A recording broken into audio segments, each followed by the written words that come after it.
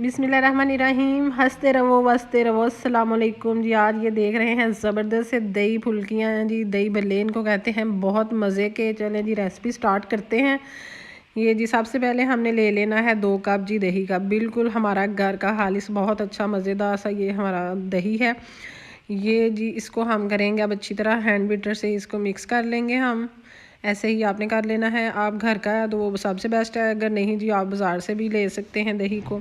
अब हमने इसमें डालना है जी 2 चम्मच हमने चीनी के भर के डाल देने हैं, ठीक है जी। फिर इसको फिर हमने हाथों के साथ, हाथ वाले बीटर के साथ इसको बीट कर लेना है, ठीक है जी। इसको आपने 1 घंटा, दो गर्मियों में तो आपको पता है इसको ज़्यादा देर आपको फ्रिज में रखना पड़ेगा, 2 घंटे। अब आप इसको आधा घंटा भी रखेंगे तो ये बड़ा अच्छा सा चिल हो जाएगा और चीनी भी इसमें बहुत अच्छी तरह से हल हो जाएगी, ठीक है जी। और अब इसको हम रख देते हैं फ्रिज में। और दूसरी तरफ हम फुल्कियों का सामान तैयार करते हैं। ये जी 1 कप बेसन है, छान लिया हुआ है। अब इसको हम जी डाल लेंगे बाउल में और इसमें डालेंगे 1 टीस्पून बेकिंग पाउडर का।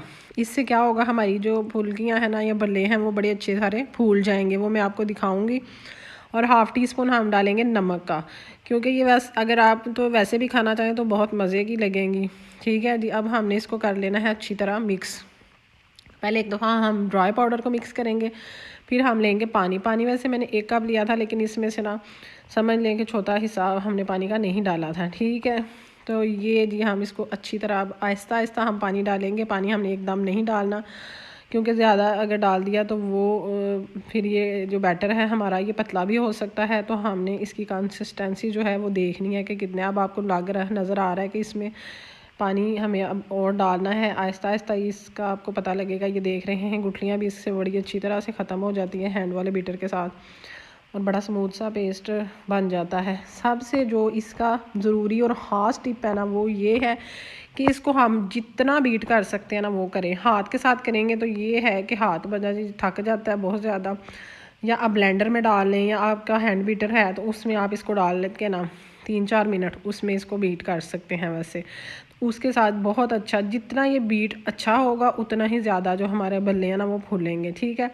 और जो भलियाँ हैं ना, आप वैसे तो ये है कि मूंग की दाल की और माश की दाल की भी बनती हैं, वो भी आपको ज़रूर बना के रेसिपी दिखाएंगे। और ये लेकिन ये है कि बेसन के साथ इजी प्रोसेस है। एक ये पिंच जो है ना, चुटकी जिसको कहते हैं, वो मैंने डाला है ज़रदा रंग। ये देख रहे हैं कितना अच्छा सा बेसन का कलर हो गया है, और इसी तरह हमारी भलियों का कलर भी होगा। ये जी बस बीट करते जाना है, जितना आप कर सकते हैं वो करना है। और हैंड बीटर के साथ साथ भी ना आपने इसको मतलब एक रुख से करना है। ये नहीं कभी आप इस तरफ से घुमा रहे हैं कभी दूसरी तरफ से घुमा रहे हैं। जिस साइड से आप एक दफ़ा से घुमा रहे हैं आपने उसी साइड से इसको बीट करते जाना है। ये देख रहे हैं मैंने हैंड के साथ ही किया है, इससे ज़्यादा पतला हमने बैटर को नहीं करना है।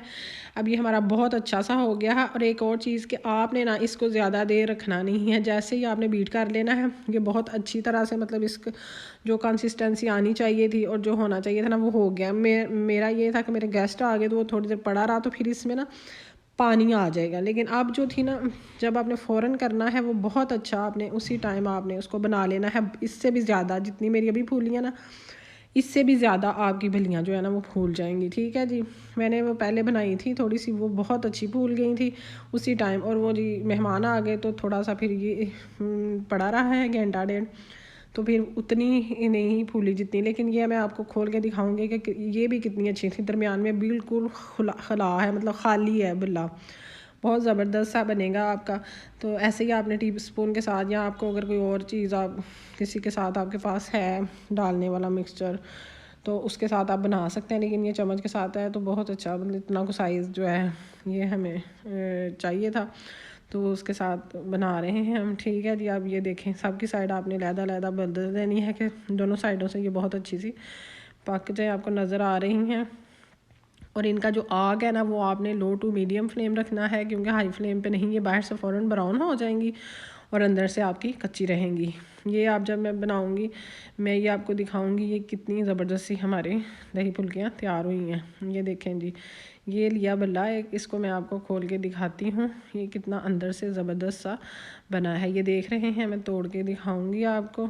ये देखें जी कितना ज़बरदस्त है, बिल्कुल दरमियान से खिला, मतलब ये बीट करने की वजह से है ये सारा। आपने जितना ज़्यादा आप बीट करेंगे उतने अच्छे आपके ये बल्ले बनेंगे। अब जी हमने पानी लिया है, ये नीम गर्म होना चाहिए, बहुत गर्म नहीं होना चाहिए।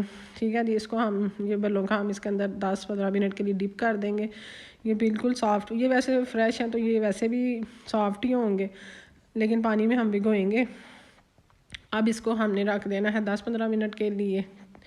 और जी ये दूसरी तरफ जो हमने दही किया था ठंडा, वो हो गया हुआ है। अब इसको जी हम जो हमारी बलियां हैं ये भी रेडी हैं।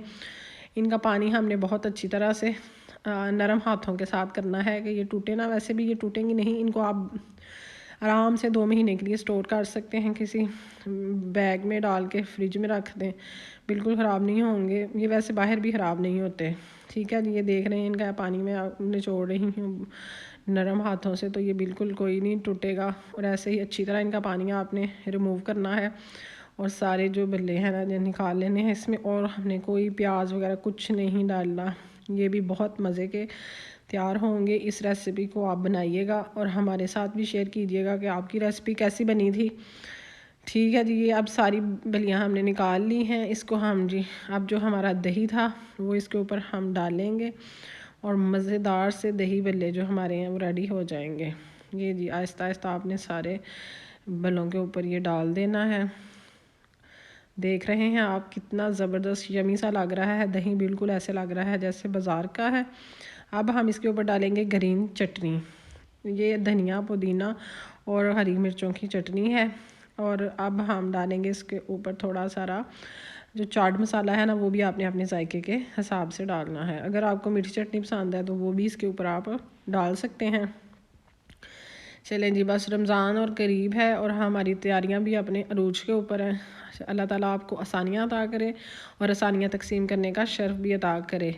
अल्लाह हाफिज़। हमें भी अपनी दुआओं में याद रखिएगा।